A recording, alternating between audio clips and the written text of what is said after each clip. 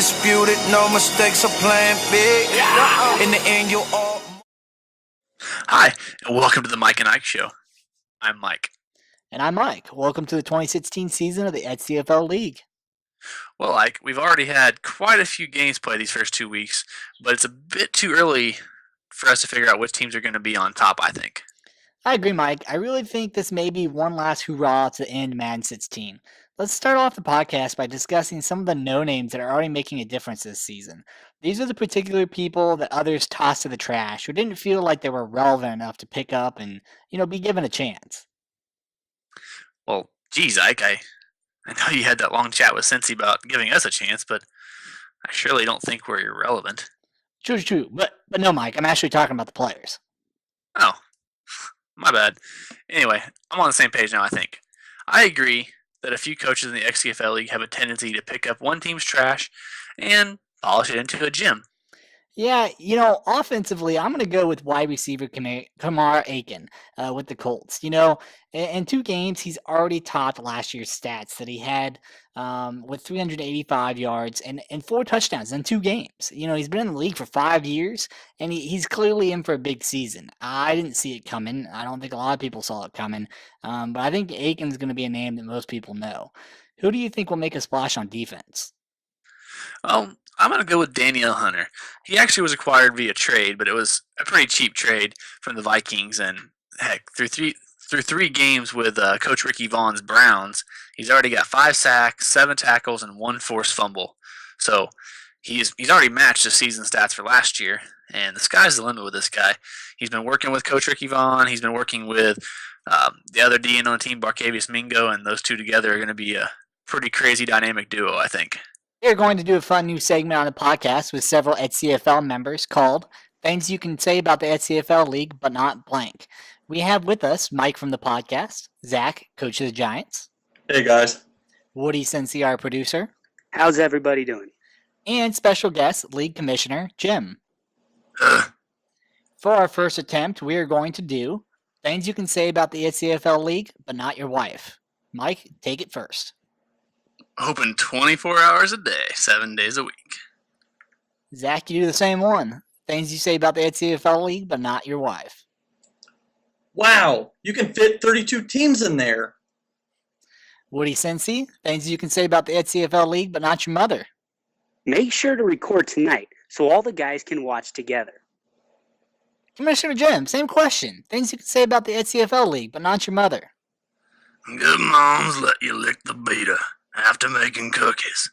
Great moms, turn the beater off first. Commissioner, I'm not sure you understand. Never mind. All right, we're going to keep Zach here on the line. Zach, who's the owner of the New York Giants, welcome to the Mike and Ike Show. It's good to be here, guys. I've been listening to your show for a while now, so it's nice to finally get on here and talk some XCFL football. Zach, give the listeners a quick overview of how you think your first year coaching in the XCFL League went. Well, when I came to the XCFL, I took over a 0-4 Giants team. After 1 week, Odell Beckham went down for 7 weeks. And then shortly after he returned, Eli and Rashad Jennings went down. So with some injuries occurring at some pivotal positions and the talent throughout the XCFL, it was a bit of an adjustment. We finished the year at 6-10, so of course I'm not thrilled about that record, but I'm happy with getting that experience I was able to obtain, and hopefully I'll be able to take what I learned and move forward with that. Oh, I'm glad you cleared that up because Mike and I were talking and looking at the stats. We figured you just suck with Beckham Jr. Actually, sounds like your season didn't go too awful bad based on all the injuries you had, especially being in a division with Jack and with the Cowboys owner. Those guys they're pretty tough. How about the offseason? Did you have any crazy additions you made in the offseason, or was it just pretty normal? Well, throughout free agency, like I mentioned previously with some injuries, through free agency, I was able to focus on getting some more depth, especially at right guard. I was able to get Cody Whitehair, so maybe we'll be able to get a little more of a run game going. We were able to sign Jason Pierre-Paul throughout the season, so free agency probably wasn't as exciting for some Giants fans. During the draft, though, we were able to focus on getting more young and athletic at our outside linebacker positions. And running back, we have a new shifty running back to be able to kind of help take the load off Rashad Jennings. So we're definitely building for the future, and it's looking bright. Sounds like those players would make really great additions, and it sounds like you're going to have an exciting year. So, Zach, give us a quick overview of your first 2 games. You began working this year. What's the strengths you figured out? What's your weaknesses so far? So far, based on our 2 games we have played, obviously defense is going to be our strong suit. We need to focus a little more on the offense to get some points going. And that first week against the Eagles, through about 3 quarters of the game, we shut them down, but we kind of let up in the 4th quarter, and they started to claw their way back in. If you saw in week 2, the Redskins were able to beat us 12-10, and it was our offensive's fault for getting that safety because we checked down to the running back because we thought he was going to blitz, but he actually dropped back in coverage when we were on the goal line. So obviously we really need to focus on offense, get in better rhythm, get the points going, and then just stay strong on defense for the rest of the year. Anything else you'd like to say, Zach? I know everyone's focused on the Redskins and Cowboys, but the Giants are no joke. Thank you, Zach, for coming in and speaking with us. We always love to hear from coaches in the XCFL League. If any coach would like to come on the show and speak with us, please shoot us a message so we know you're interested. Absolutely. And for those of you that don't know and didn't realize it, you also hear Zach on all of our commercials. Hey, Mike, did I tell you the other day what I heard the commissioner said about Dylan Thompson? Or a commercial about Dylan Thompson? Go ahead and roll that tape. Dear shaving commercials, stop shaving them hairless legs. If you really want to impress, go shave Adrian Matthews' back. Oh crap, I gotta run, Ike. I'll be right back. Mike, hurry up, because I actually have a special guest lined up who's really excited to come on the show. Welcome to the show, coach of the Tennessee Titans and XCFL president of officiating, Dan the Man. What's up, guys? I'm excited to be here. Thanks for coming, Dan. Dan, your Titans missed the playoffs last year going 8-8. You had some big wins against some divisional opponents. You had a win against the Texans, I think late, and then you had a win against the Colts. However, you lost each of them as well once. What can you say about playing against those 2 teams going forward? Well, just got done playing the Texans week 1. Beat him. I'd say we'll end up splitting again because he's a really good player. Me and the Colts will probably end up splitting because we always do. I'd say it'll probably be at the same result, but I hope I'm a little bit higher on the record. Yeah, it makes it difficult too with the divisional. I mean, at least if you can split them. You got the Jacksonville Jaguars too, and you lost to them a close game, 31-34. Anyone that watched that game, that was a great game last season. But then you had the 12-26 defeat as well later on. I think it was just a couple weeks later. In order to get the playoffs, obviously you got to beat the Jaguars to get that AFC South divisional championship. Speak a little bit about the Jacksonville Jaguars and your plan to beat them out this season. Oh, yeah, Nick is a solid owner. He plays great every time I play him. That 31-34 was a historic game. I didn't even care to lose that game because it was such a fun and great game. I should have won. I think I was up by 14 at one point in that game. And then the one he killed me on, it was just all Jaguars. Hopefully I can at least split with him too, and then we'll just let if we all split with each other, then maybe our records are just determine the division winner. So, yeah, that's a great idea. I mean, the AFC South, it's a great division. If you guys all split, then that just shows how great the division is. I mean, if you don't have one team just beating everybody else up. Yeah. Dan, we got a lot of fantastic teams in the XCFL League. It's kind of difficult to follow every team and what they're doing, especially in the offseason.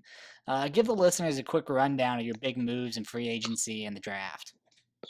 Well, I didn't do much in free agency. Just drafted some. I just signed some low-tier offensive linemen to fill up some holes in depth, and I signed Antonio Cromartie. He's a little old, but he's doing his job at second corner. And in trades, I got Cliff Averill from C.J. Smith. I think he was drunk that night when he offered me that deal, but I'm not going to say anything. I just took it and ran with it because Cliff Averill is a man. And then I grabbed Stephen P. I think I'm saying that right. from the Redskins. He's in the D tackle spot now. I mean, I didn't make any flashy moves. I only had one draft pick, and I got a good, solid corner. I can't really remember his name right now. But we let the players pick him. All the staff went out and got drunk.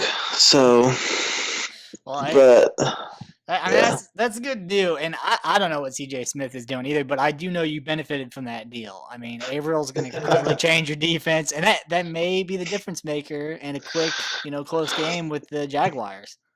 He definitely played good today against the Texans. He didn't do anything on the stat line, but he got a lot of pressure, which opened up holes for everybody else to do stuff. So That's the key, exactly. So what's your prediction for your Titans in the 2016 XCFL season? I would say at least we're gonna get in the playoffs, wild card or division win. I'm gonna go 10-6, 12-4. All right, great. I see it happening. Dan, we're really sorry that Mike's not. I don't even know where Mike is, but he's not here. I apologize for that. Quickly, for those who don't realize, Dan's also in charge of officiating in the league. We didn't really talk about it because officiating's kind of boring, but yeah, you can talk to Dan about that. And I guess if you get in trouble, he'll be hunting you down. But Dan, good luck to you in the 2016 season. Thank you, and yeah, I'm president officiating. It's a boring subject, but if you got gameplay issues, come to me. I'll handle them. Oh, goodness, I am back. Oh, where's Dan? Well, geez, it took you long enough. What on earth were you doing? Let's just say, if you have to use that bathroom, I would plan on holding it or going outside for about the next 6 to 8 hours. That's disgusting, Mike. Well, that's all we have time for. We need to leave the studio because it's got to get fumigated. Good luck to the teams as we begin in the 2016 season. Yeah, and oh crap, Ike, I just freaking realized we had another interview lined up that never showed up. But hey, I got an idea anyway. We'll get it covered. We will see you guys all next week. This is Mike from the Mike and Ike Show, signing off. Mike? Ike? Hello? Anybody around? What's this posted note? Hey Sean, we got tired, headed home. Mike is on. Read the post-it and enjoy. Signed Mike and Ike. Oh, these lazy mother... Oh yeah, the mic's on. This is the general manager, Sean White of the Indianapolis Colts, and these idiots, I mean, your podcast host left me a few questions, so I guess I'll get to them. Why is your team so bad with Andrew Luck at quarterback? Oh, you got jokes. I see how this interview is going to go. Well, obviously Andrew Luck's a beast, but I don't see him out there playing left tackle or right guard for himself, so nor can he play defense, so kind of answers your question for you right there.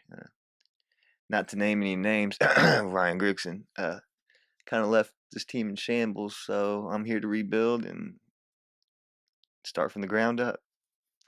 See you next question. What moves did I make in the offseason and the draft? Well, unfortunately, I didn't get to improve as much as I would like, especially on the offensive line. I really wanted to go after Laramie Tunsil, but obviously Redskins snagged him up, and didn't really see anyone in the draft worth taking on the offensive line, so I got faith. Second-year guys, LaRaven Clark, right tackle, center, Ryan Kelly. I'm pretty sure that they're going to step up to the plate this year. Free agency went a little better than the draft. I got Kamar Aiken, solid second wide receiver, blew up week 1, 4 catches, 221 yards, 2 touchdowns, breaking tackles like Emmitt Smith, 154 yards after the catch. Pretty good debut. Picked up DeMarcus Ware, solidified my outside linebacker spot, add to the pass rush. I mean, he's not the youngest, spryest guy, but he'll get the job done. He didn't have a bad game week 1 either. Picked up Alfonso Denard to solidify my cornerback core a little bit. Get to the draft. First round, we took outside linebacker Kadarius Collins. He's starting for us, and he's had a pretty solid preseason, solid first game. I see big things for him. Second round, got our starting defensive tackle. Definitely needed to solidify our run defense, as it was awful last year. And third round, picked up wide receiver A.J. Jones. He's going to be my slot receiver for the year. He didn't have a big game week 1, but he's still learning the offense, and he's a smart guy. I've got faith in him. Like I said, still a rebuilding process, but something you got to do. Part of the business. Next question. Where do I see my Colts with the 2016 season? Well, like I said, we're still in a rebuilding mode. We're also trying to compete. Got a tough division. Yeah, Titans, Texans, Jags, all on the up and up. Can't get lackadaisical. Got to try to keep up. Just try to win some games. That's the goal, right? Well, I'm gonna get out of here. You guys let me know when you want to talk face to face. And as far as that breakfast you want me to leave, I left a little special present on your desk for you. You'll find it in the morning. Signing out for the Mike and Ike Show. This is GM Sean White of the Indianapolis Colts, and you all have a great day.